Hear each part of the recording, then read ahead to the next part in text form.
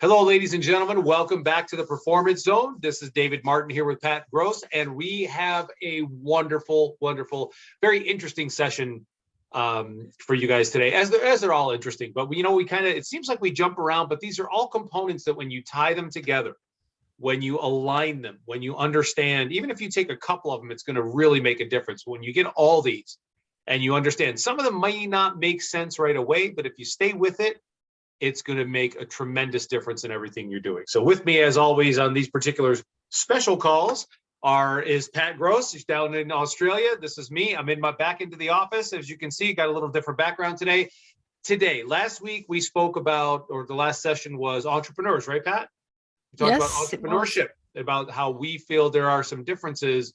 And again, you can be a business owner and not be an entrepreneur. You can be an entrepreneur and not be a business owner. It's more of the mindset. It's more of the character traits. It's more of the habits. Well, today we're going to talk a little bit differently about a nice little interesting topic about giving is receiving. And again, expect some different viewpoints on this as well. It may not be quite what you think it is. So, Pat, let's get started with some of your thoughts on the whole concept about giving and receiving. Okay. Yes, it's around, well, I think it's quite an interesting topic because, look, we always say there's no such thing as free lunch. But yeah, tell me about it, especially at this day and age, for you to make that comment with everything going on. Absolutely, there is no free lunch. Yeah, and look, it's something that came out clear. There is Dr. Robert Cialdini. A book he wrote, it's probably the marketing Bible as far as I'm concerned. And in there, he's got the law of reciprocation. And that's really interesting. This is what I'm talking about. There's no such thing as a free lunch, because and this is what happens in marketing is that you give away. I mean, everybody knows it. Sort of this is why you have the freebies on websites and stuff like that. Sure. Yes, it gets people's names onto your database, and that's good, but it also starts the relationship, because you by giving something away to somebody, in a way, they immediately become obligated to repay you. Yeah, I mean, there's an exchange of value there, right? I'll give you this free thing if you give me your name, email address, and mobile phone number, or whatever it may be, right? Oh, but when you've got something you sort of, if you start that journey, and you always say, do about 3 or 4, and then you do the sell or whatever you want to do. Right.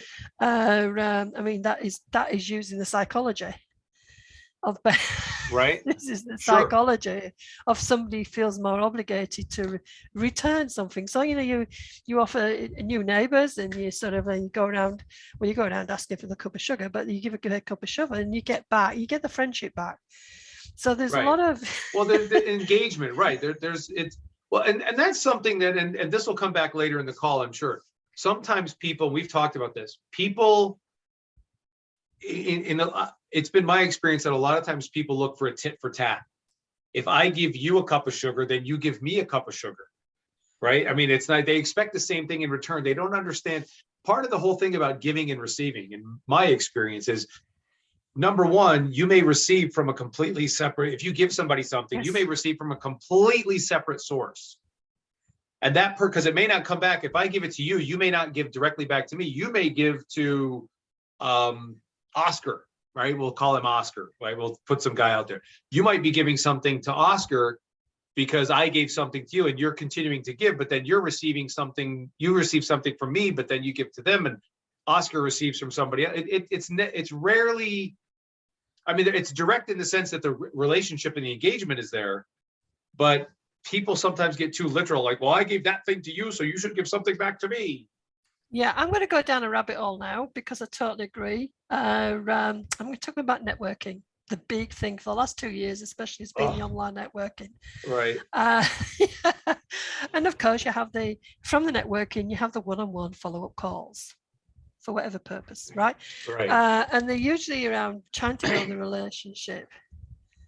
And if you're somebody who's a service provider, and you're coupled up with somebody who actually is a multi-level marketer, for example, the multi-level marketer is probably, well, what they're looking for, especially if your relationship is around referrals.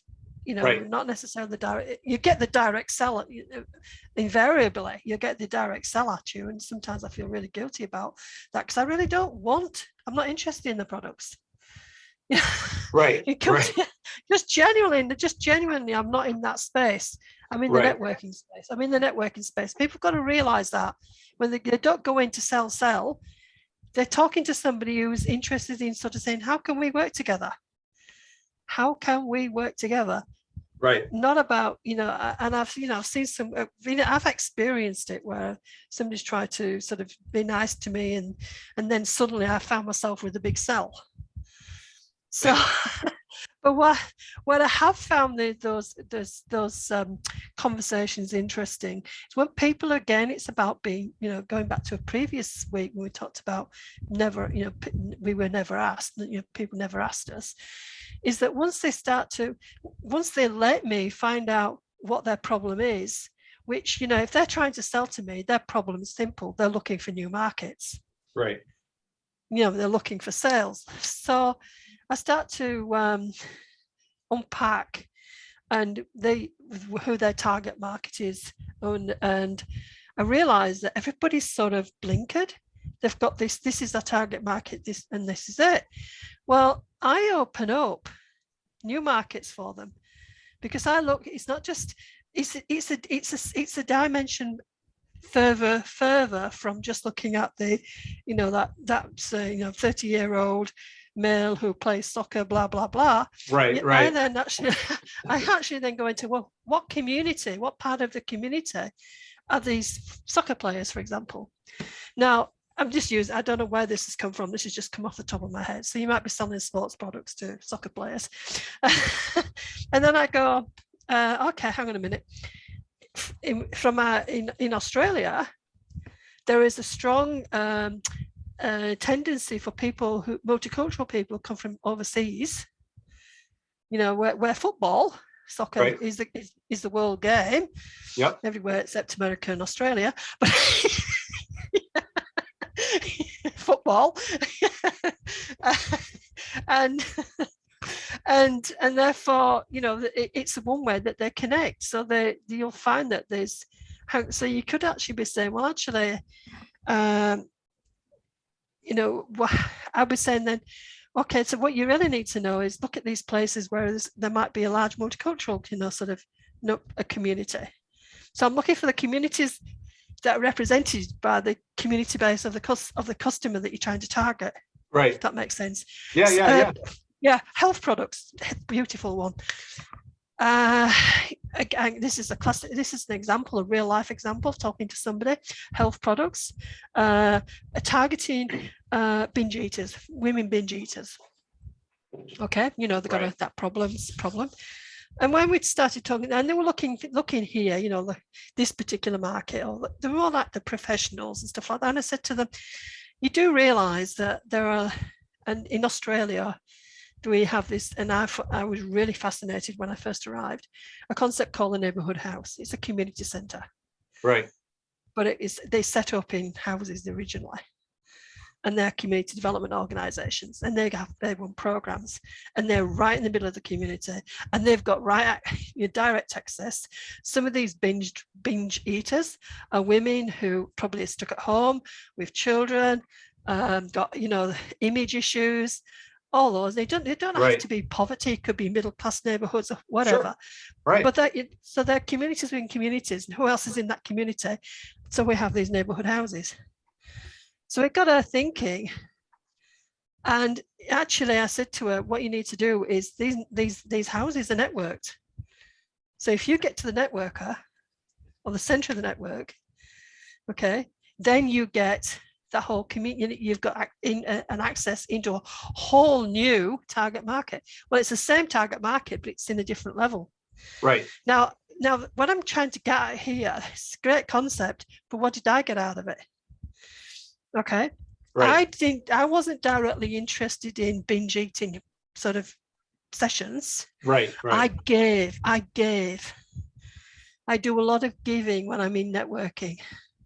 And somebody said to me last week, oh, what did you get out of this network? I says, well, you know, money-wise, probably not a lot. But I've given a lot.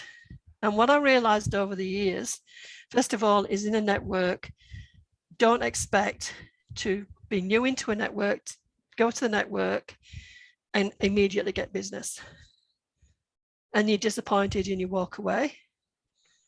And then, it takes time to build that relationship. But what I find, and people say to me, because I'm a little bit left field, but that binge coach couldn't help me that, sort of directly, because that's what, I didn't want what she wanted. But there was two things. One, I'm known to her. So if she does come across my target market, she's a good, and this is why I'm visible. But secondly, and this is exactly what you're saying, David, because I've given, I get back from somewhere else. Right. It's like freeing up the space, like decluttering. All that concept, you free up the space, even giving, you will get back. But you don't, if you're in a situation like me, don't expect it to be a direct transaction, because that ain't going to happen. Well, not only a direct transaction, because it's rare. I mean, you and I have both had experiences where things have come into us from out of the blue, or my friend Rich, who you've actually met. He has these things that just, especially a lot lately. And it's just like, he's been a good guy for the last, and as a business professional, since he was a teenager, he's been working, and he's just a nice guy, and he does things for people because he's a nice guy. And then all of a sudden, people start, that one company, he just bought a company with a really weird set of circumstances that, so he's got a potentially $1 million company. Things just show up, and it's rarely direct, but also is the patience aspect, right? We live in such a microwave mentality right now. Everybody expects, well, I do this, I'm going to go join this networking meeting, and I'll go to the first meeting, and then by the second meeting, I should have all these new clients.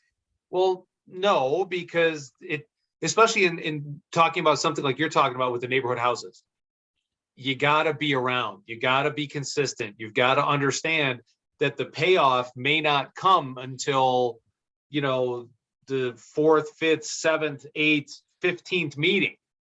And then the floodgates open, but not until then. I think people, it's all on a number of levels. If you're looking for a quick hit, giving, the whole giving to receive that's a slow build. It's like blogging and video, making a video channel and blogging. Those guys just didn't wake up one day. You hear about the guy, he makes $1 million every time he posts a video. Well, sure, but he didn't wake up one day and start a video channel and make $1 million. He's been doing it since YouTube was in existence. We actually used that example this morning on a marketing call that I was on, and the guy said, these people that build this way do it because they're consistent over a long period of time. And that's one of the keys, I think, in the giving and receiving, is be consistent. And don't give only so you can receive. That's kind of like, to me, that's a little, if because I love the way you do things, because having watched you over the last, 2 years now, right? You are certainly, you over deliver every time. You over deliver. And that's what I love about you. It's not a matter of like, well, could she have done more? No, you pretty much handed them on a silver platter some brilliant ideas. And I think that's another thing that people need to do, is it's okay to over deliver, and not worry about like, well, I gave that person X, so I should get wherever that comes from somewhere else. It should be X. No, it might be less. It might be more. It might be the same. It may not be, it may be in parts, but it's part of it is the mindset. It's the energy. It's the spirit in which you do it. Right. I think that's all part of it when you were giving and receiving as well. The experience is accumulative as well, because you're giving something, you may be giving your skills, expertise, your time, right? And you're learning along the way. Okay. Now we talk about coming in from somewhere else, and thing, but also it could be a linear process of time in the future, because you might be on a journey yourself and not realize it. So you're giving your time to be part an experience, to be part of this new experience.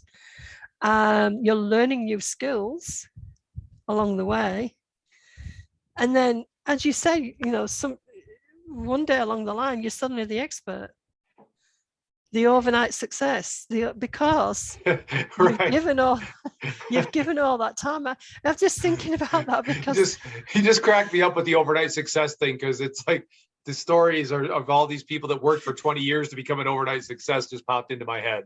So yeah, and it is. It is. You got me thinking myself about some of the stuff I'm doing currently. We were just talking earlier about. It's interesting because I work in my clients are mainly in the community non-for-profit space, and one of the things we do as the community entrepreneur is take the business goals and overlay them into the not-for-profit space, which is great. Now, what's happening now is the other way, as it's saying, because of COVID, we're now teaching community development skills in the business space. So it's relevant. Well, and this is something you said to me a long time ago, and you said it again, I believe, last week. And that is the aspect of most people the average person looks at a non-for-profit as not a business, when they should look at it as a business. It's just got a different model. The model is still, just because it says not for profit doesn't mean they don't have financial obligations and responsibilities and goals and targets, et cetera. And that was something that really kind of, shall we say, certainly redefined the way I look at nonprofits. Some of my clients are $1 million businesses. It just means the money does not go back to shareholders. It goes back into the business. By definition. Yeah, by definition, right? By definition. I'm sure they have their little seepages somewhere, but I mean, but I know what you mean though. There's responsibilities, and most people look like the not-for-profit, that's, and I've been there when I was in network marketing, right? Multi-level marketing. I was not for profit for a while because I wasn't making any profit. But it's really interesting. Just again, the way you're talking about now, taking those skills from it used to be, take the business skills, get them into the nonprofit so that they run more efficiently, they can have more money to put back into the business. Now you're talking about taking those skills from the nonprofits, which is going to be more engagement, more interaction, and less profit oriented. I mean, it's not, or maybe that's not the right words. There's a different orientation, I guess, I'm just not social. Yes, social. They are very sort of socially oriented as opposed to economically oriented. Yeah, you know what? We have some of that out here with the Native American. We have a lot of casinos here, and they're Native American casinos. And a good friend of mine, he is an expert at working within that community and doing turnarounds. Basically, he'll come in and take over a casino, and he'll turn it around and make it profitable. But he does so specifically in the Native American community, because I don't know if he studied it or how he was raised. He just, for some reason, has the knack of how to interact with that community. And he said, look, and he told me one time, he said, look, in a casino in Vegas, what is their motive? Profit. That's it. He said, when you look at a native casino, their motive is not profit. Their motive is the well-being of their people. Yes. And it has to do with, okay, what can we do with this casino that is now a profitable casino? How does that impact the schools, the food distribution, the public services, the water, the payouts to the people in what they call them pueblos. And it's just fascinating that, I think we all need to broaden our scope a little bit, right? In how things work, especially because the world is changing. Paul Zane Pilzer said in his book, Unlimited Wealth, that the world is going to change. And this was in 1990. And he talked about how technology is going to change it. It's all going to be different. We're seeing a lot of groups now. A lot of companies are going more, hey, let's take a look at how we can better take care of our people. Right. And Yeah, you're talking about social enterprises and social corporate corporate social responsibility here. Again, it's giving back. So as you said, it's not entirely profit oriented. It's about giving back. It's about, as you said, the welfare. Yeah, the social enterprise culture has grown exponentially. But I actually remember back in the 1990s, and there was near the university where I used to work, there was a coffee house, the Java Coffee Bar. And again, that was actually a social enterprise then, back then. You know, it's free trade, you know, the free trade movement. You know, the coffee, the not, I think that's what it was. I can't, you know what I mean anyway. Again, it was about, you know, paying people properly for harvesting the cocoa beans, etc. So, and again, you know, there's a lot of, and what happens there, and big businesses are, you know, cottoned onto this pretty quickly, is that it's good for the brand. So they give, again, they're giving back to the people, depending on what their enterprise is about. But at the same time, they're receiving that accolade, you know, that sort of that brand recognition for who they are. I mean, like there's a few, you know, good examples out there. So again, that's an example in the corporate area of giving or giving back and receiving. Is you know, I mean, their motive is to give back, but I mean, at the same time, it doesn't harm their profits. Right. Well, and there's and people are buying into it. It's interesting you say that, you know, because there's oftentimes whenever there's an opportunity, you know, when the girls were younger, right? Now they're a little older, so hopefully we've instilled that kind of stuff in them. But we'd always, whenever there was an opportunity, we would show them. I mean, if it doesn't harm you, you know, don't put yourself here. And this is a key thing, guys. Don't, in my recommendation is not to just go out and start giving everything away because you're going to give it away. So use positive energy and I'll just get to receive it all back. Don't put yourself in a bind, right? I mean, I've seen people do stuff like that. But if you're in the line and at the grocery store, and it was Christmas one year, we were down in El Paso, Texas. We were in the we were in the line, and this guy was trying to buy some food. And I'm sitting there, it was taking him a while because he was trying to dig in his pocket, his pants. And the food he had was like orange juice and some eggs. And, you know, it looked like, okay, he's not buying booze. He's not buying candy. He's not buying junk food. He's buying food that looks like he's trying to feed his family. And he was a couple dollars short. So I just took out, I said, here, I got it. Merry Christmas.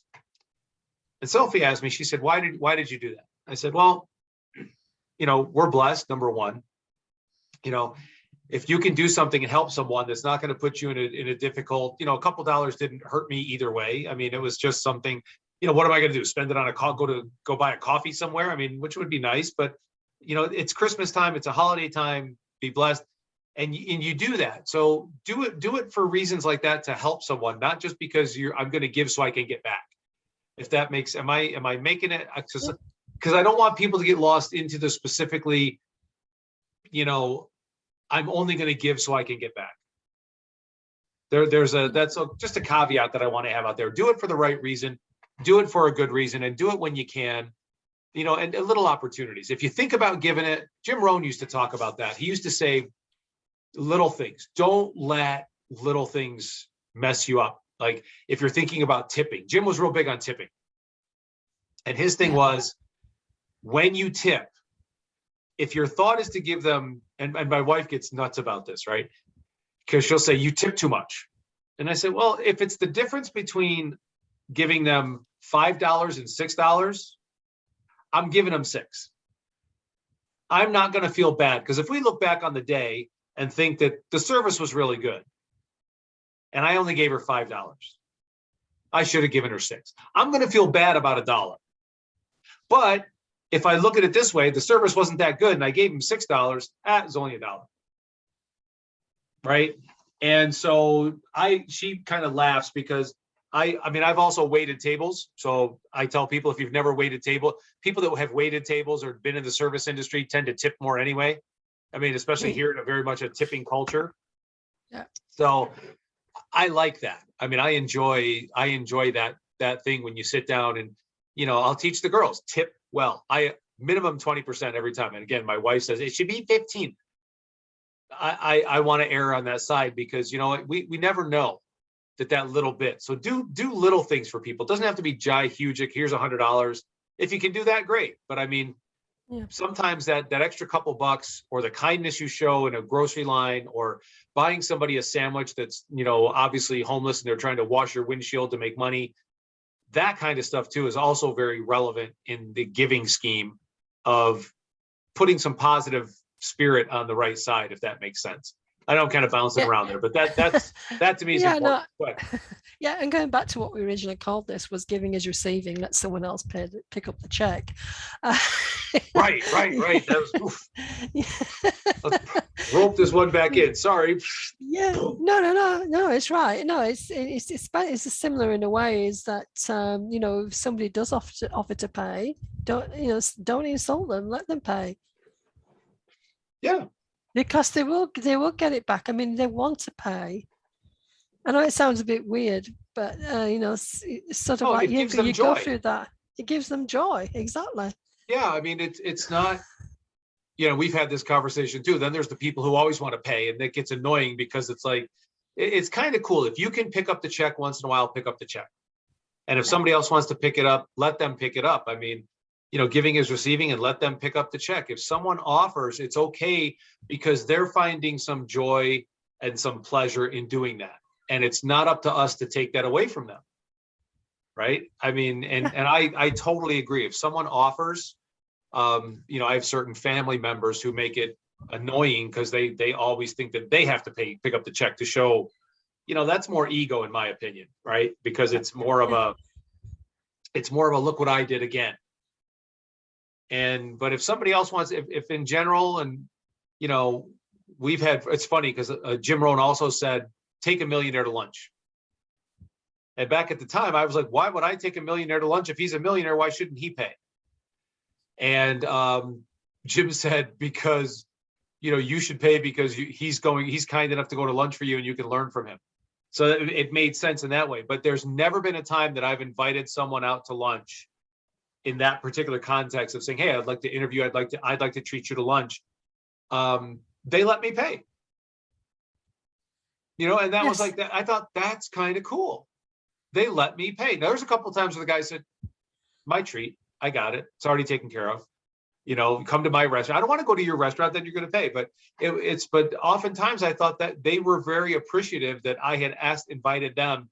And it wasn't about me trying to get a free meal out of them. It was me, you know, genuinely asking sincere questions about business, about life, about, you know, how did they achieve what they achieved, etc. And they were greatly appreciative. So there's a lot to be learned from that statement, what you've just said. There's a lot to be learned. Yeah, just because, you know, I'll also remember Jim said, people say, if I had more money, I'd take better care of it. And he said, I would suggest that if you took better care of it, you'd have more money. That was Jim or Larry Todd. I think I heard it from both Jim and Larry. But it's true, right? I mean, you know, these people, they understand giving and receiving. They understand on a variety of levels. They understand money, right? And money is not the, you know, that's all. It's a tool, folks. It's a tool.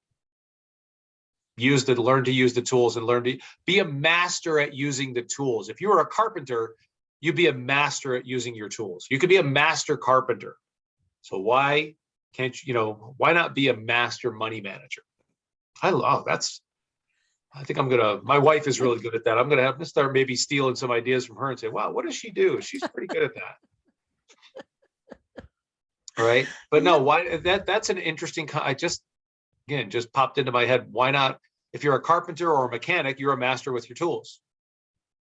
And if money's a tool, why not become a master of your money, using your money? That might have to be another. Put another one on the list, Pat. Put another one. On the list. Yeah. Yeah. And speaking of the list, we've got a few more of these where we're going to go, and then we're going to wrap these up probably in the next couple of weeks and put these into a bundle. So make sure, folks, you reach out, get in touch with Pat. You can do Pat@thecommunityentrepreneur.com, correct? Correct, yes. Or look Or at LinkedIn. Patricia Gross on LinkedIn, yes. Patricia Gross, spelled Grosse, if you're looking for Yes. to find her there. And you can reach me at David M, as in Martin, at cygnusnlp.com. That's CYGNUSNLP.com. And, we'll be creating members areas so you guys will be able to go in and watch these. You might be watching this right now. We don't know.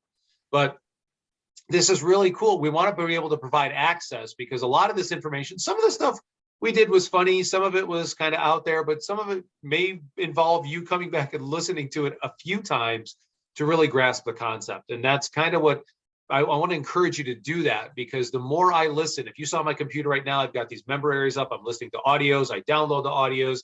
I've got a book right here that I come in and I pick this up each and every day and go over it. Why? Because there's important stuff in here. Think of it like the athletic model, right? And I forget somebody said that. I forget where I saw that today. They said, pursue it like an athletic model. And I saw Arnold Schwarzenegger do something the other day, and he was doing all his Arnold stuff, going, what are you doing? And, I slept 5 years ago, but why do I still sleep every day? And he had a really good point, because what he was getting at, and what I'm getting at with this and with the other things and taking an athletic approach, and especially having a daughter, as you said, football, we'll call it the real football, not that American fake stuff. But as she's an athlete over there, recovering and playing over there, they train, it's every day. When I was at the Olympic Training Center, they said it's not once every 4 years that you just show up at the Olympics, it's every day. And it's the same thing. I read my goals, I read the things I need to work on every day, but when I wake up and every night before I go to bed. When you look at the athletic model, the athletes train. Part of training includes rest. I don't know if I haven't told you, I've been going to bed early every night. Instead of staying up till midnight, 1 o'clock, which is my norm, knowing that I can wake up at 6 o'clock in the morning on 5 hours sleep and have my day. I thought, again, especially as hard as I've been training physically and all these other things, I need the rest. So I'm trying to hit it at 10 o'clock every night, which is kind of odd because my body's used to sleeping 6 hours. So at 4 o'clock in the morning, I'm like, wing, and I'm waking up. So I go back to sleep. But practice. So come back in, watch these videos. Reach out. If you're working with Pat or if you're working with me, do the exercises every day. Fundamental. Listen to an audio you don't need to listen to the news. The news is going to tell you your life sucks and you're going to die. It'll tell you that every day. It's not something you need to be filling your head, all the time. The news is going to be the news. I tell people, like years ago, I was flying to, it was actually right after Sophie was born. So Andrea was not happy with me because it was literally within 2 weeks after she was born, I went on a 3-week trip. And I went from New Mexico to Florida, then to Mexico, then back to Florida. And on the first trip to Florida, from the time I got on the plane till the time I landed in Tampa, there was a tropical storm that was heading that way. But from the time I flew to the time I landed, it had turned into a hurricane. And so people say, if you don't watch the news, how do you find out? I said, because I don't want to hear all the time about, the storms come, the storm and this, and it's going to be bad and the weather. And there's no benefit to it. But from the time I left to the time when I landed, I turned on my phone, I got all these messages. Hey, I know you're in Tampa. The storm's headed your way. Everybody else was telling me about all the crap that was going on. So I let them deal with it. And I'm going to find out. I look at the news as soon as I land. Oh, okay. So I had to leave a day early. I finished up the seminar. Instead of leaving the Sunday morning, I left on Saturday night, got to Houston, got out of the way of the storm. And so, we don't have to watch the news 24/7. We don't have to have the news plugged into our phones, so that we get every update from CNN or Fox or the BBC or Al Jazeera or whatever news source Epoch Times, whatever news source you plug into. Fill your mind with positive stuff, and that's another great way you'll receive things is when you keep your mind focused in a positive direction.